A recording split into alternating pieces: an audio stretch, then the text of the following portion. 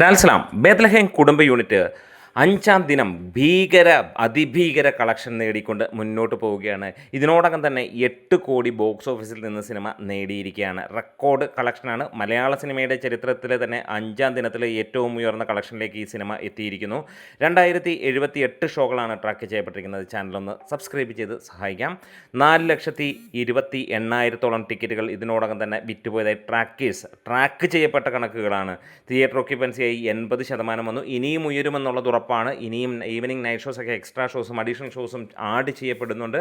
7,21,00,000 രൂപയാണ് ഇതുവരെ ട്രാക്കിങ്ങിലൂടെ സിനിമയ്ക്ക് വന്നിരിക്കുന്നത്.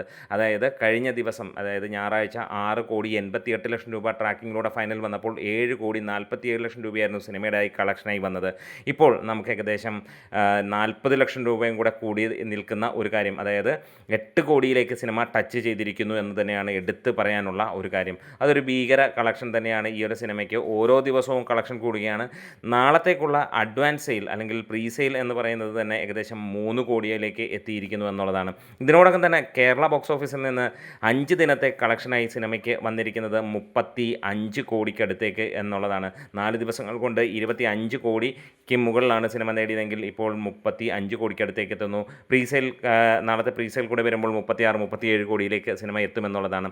നാളത്തെ ഫൈനൽ കളക്ഷനോടെ സിനിമ 40 കോടിക്ക് മുകളിലേക്ക് കേരള ബോക്സ് ഓഫീസിൽ നിന്ന് മാത്രം നേടുന്നു. 4 ദിവസത്തെ ഒഫീഷ്യൽ കളക്ഷൻ റിപ്പോർട്ടുകൾ പുറത്തു വരുമ്പോൾ 81 കോടിയാണ് സിനിമ നേടിയതായി വരുന്നത്. ഇന്നത്തെ കളക്ഷൻ നമ്മൾ എക്സ്പെക്റ്റ് ചെയ്യുന്നത് ഏകദേശം 18 കോടിയോളമാണ്. അതായത് 98 കോടിയിലേക്ക് സിനിമ ഇന്ന് തന്നെ എത്തും. പ്രീസെയിൽ കൂടെ വരുമ്പോൾ 100 കോടി സിനിമ നാളത്തേക്ക് എത്തുന്നു. അതായത് പ്രീസെയിൽ കളക്ഷൻ ഇന്ന് കൂട്ടുകയാണെങ്കിൽ ഇന്ന് തന്നെ സിനിമ 100 കോടി കടക്കുന്നു. 6-ാം ദിനം സിനിമയ്ക്ക് 100 കോടിയിലേക്ക് എത്തുകയാണ്.